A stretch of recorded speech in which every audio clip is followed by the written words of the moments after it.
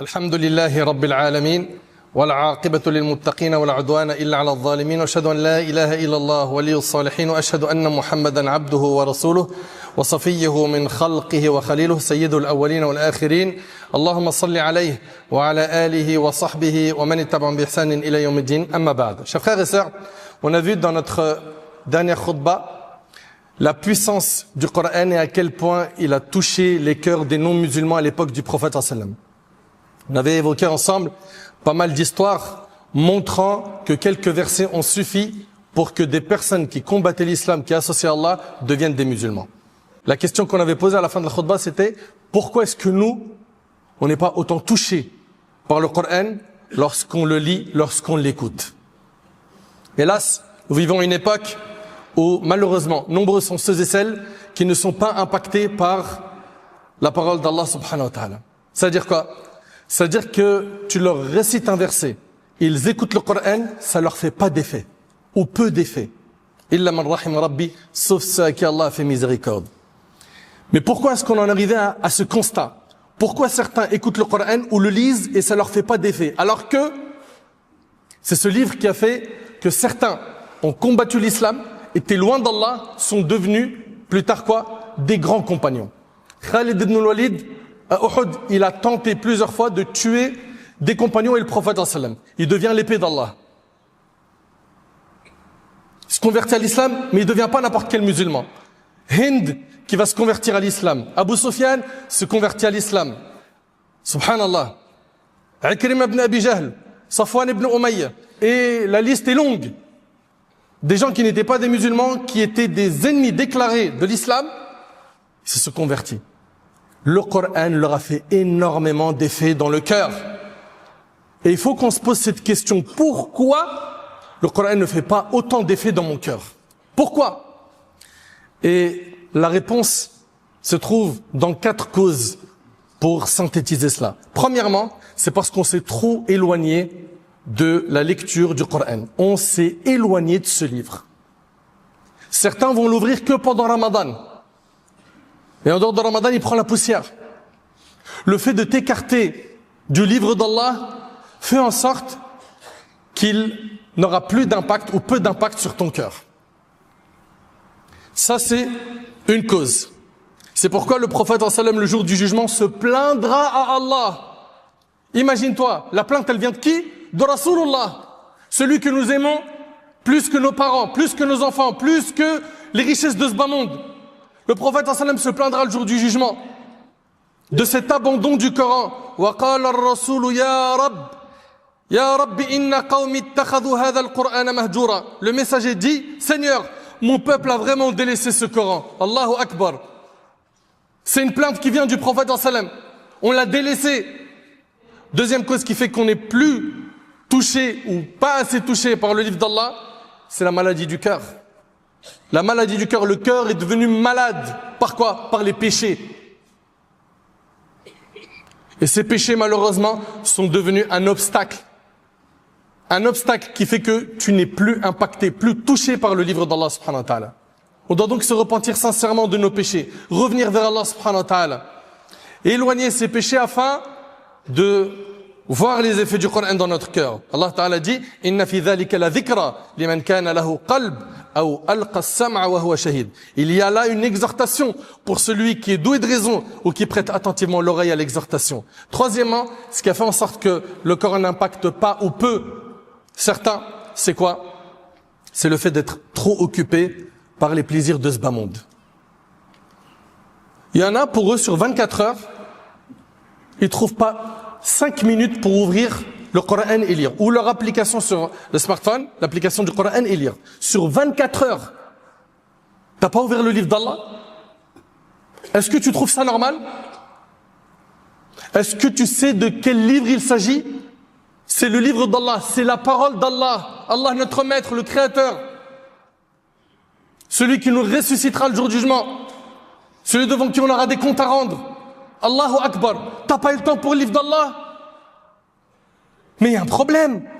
Il y a un problème de priorité dans ta tête.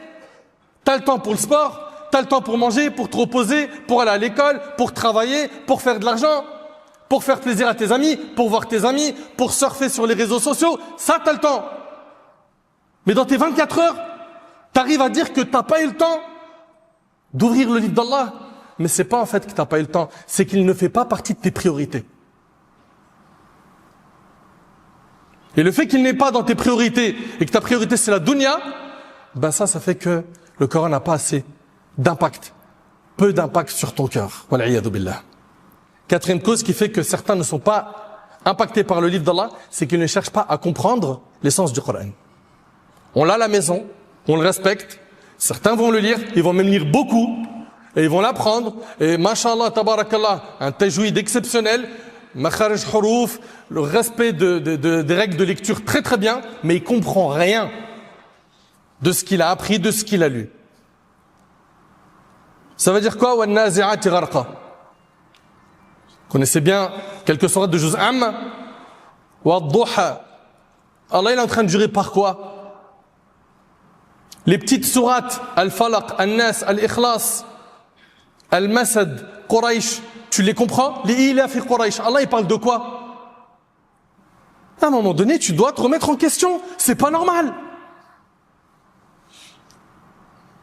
Ce n'est pas normal. Le fait qu'on comprend pas les sourates que l'on a mémorisées, ou tout simplement le Coran quand on le lit ou quand on l'écoute, mais ça, forcément, ça fait que le Coran n'aura pas d'effet sur ton cœur, ou peu d'effet.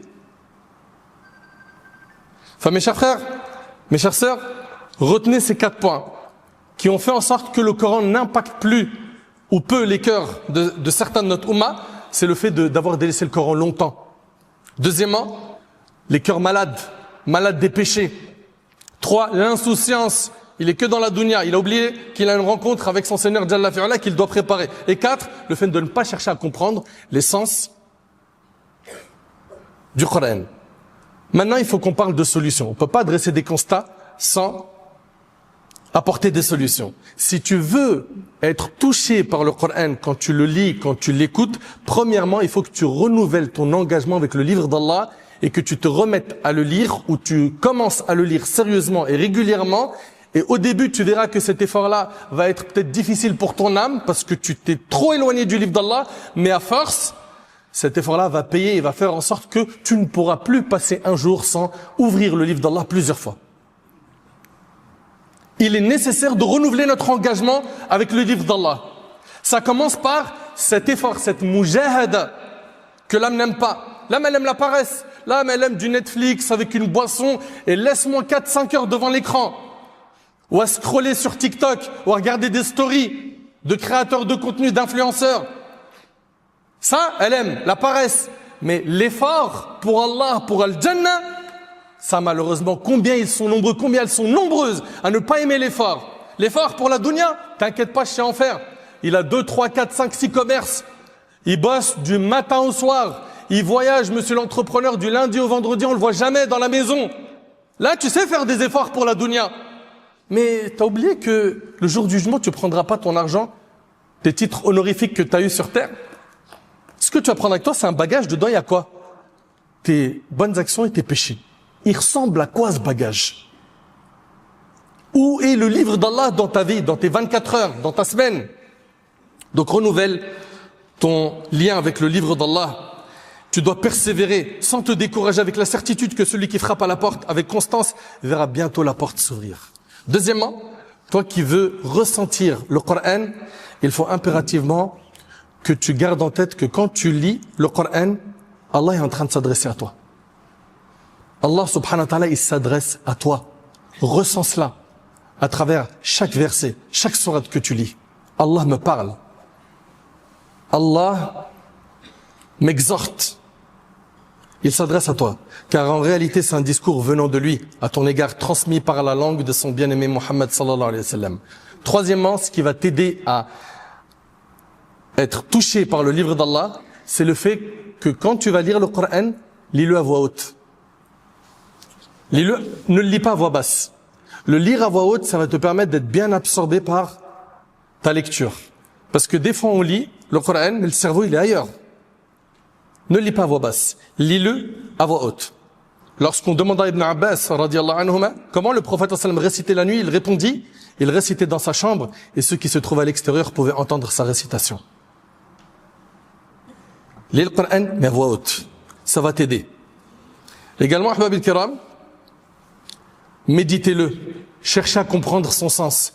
Est-ce normal qu'on ait aujourd'hui des maisons de musulmans, des foyers de musulmans et de musulmanes, où on n'a pas un seul livre qui explique les versets du Coran?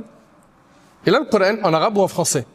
Mais un tafsir, l'exégèse du Coran, l'explication des versets, comme par exemple tafsir Sa'di, Ibn Kathir ou d'autres, pour les francophones, car le choix est limité, mais en arabe, tabarakallah. Vous en avez beaucoup. Et quand tu comprends les versets, et surtout, al-rabt, bayn al-ayat, les liens qu'il y a dans les sourates. Subhanallah, Allah subhanahu wa ta'ala, il va parler de quelque chose, puis après, il va tout de suite parler d'autre chose. Mais pourquoi est-ce qu'Allah subhanahu wa ta'ala, il commence par parler d'une chose, puis après, il parle de quelque chose qui n'a rien à voir? Tu penses que ça n'a rien à voir, mais il y a toujours des liens. Mais ça, faut une étude, faut une lecture, faut que tu comprennes. Wallahi, les liens, ils sont exceptionnels. Exceptionnels. Sauf que, on veut pas faire l'effort de, illa man rahima rabbi, bien sûr, sauf ceux qu'Allah a fait miséricorde, on veut pas faire l'effort de quoi? D'étudier. Étudie. Allah Ta'ala nous demande de méditer son livre. Kitabun anzalnahu ilayka mubarak liyadabbaru ayatihi wa liyatadhakkara ulul albab. Ceci est un livre béni que nous t'avons révélé, qu'il a révélé à Muhammad alayhi salam, afin que les hommes méditent sur ces versets et que ceux qui sont doués de raison en tirent une exhortation. Faut que tu gardes en tête que ce livre contient énormément de récits. Ces récits, il faut que tu les lises et que tu les comprennes et que tu les médites. Ça va avoir de l'effet sur ton cœur. Ça va te permettre d'être touché par le Coran. Le Coran contient de nombreux récits et paraboles. L'homme intelligent est celui qui les médite, les contemple, en tire des leçons et s'imprègne des exhortations qu'elles renferment. Car tel est l'objectif pour lequel Allah a mentionné ces récits et ces paraboles. Allah Ta'ala dit « لَقَدْ كَانَ فِي قَصَصِهِمْ عِبْرَةٌ عِبْرَةٌ لِأُولِي الْأَلْبَابِ مَا كَانَ حَدِيثًا يُفْتَرَى الْآيَةِ » Il est dans les récits des messagers des enseignements pour ceux qui raisonnent. Il y a des enseignements. Allah tabarak wa ta'ala dit wa tilka al-amthalu nadribuha lin-nas la'allahum yatafakkarun. Telles sont les paraboles que nous proposons aux hommes afin qu'ils les méditent. Également, parmi les choses qui vont t'aider à être impacté par le livre d'Allah, c'est le fait que tu te concentres plus sur sa compréhension et sa mise en pratique que sur la manière dont tu dois bien réciter. Certains vont se concentrer sur le tajwid, donc c'est la manière de bien réciter le Coran. Ils vont exceller dans ce domaine, c'est très bien. Mais ils vont accorder tellement de temps à ce point qu'ils vont négliger le plus important des points, c'est quoi? De comprendre et de mettre en pratique le contenu du Coran. Donc faites attention, ne tombez pas dans ce piège où vous n'êtes pas équilibré. C'est-à-dire quoi, ne pas être équilibré? C'est-à-dire, tu donnes tout le temps au tajwid et zéro temps à la compréhension du livre d'Allah. Non. Donne le temps bien évidemment au tajwid pour bien réciter, bien corriger ta lecture, ta récitation, mais concentre-toi sur sa compréhension pour pouvoir le mettre en pratique. Et le dernier point qui va t'aider à être impacté par le livre d'Allah, c'est que tu puisses le réciter la nuit, dans tes prières, dans Qiyamul Layl.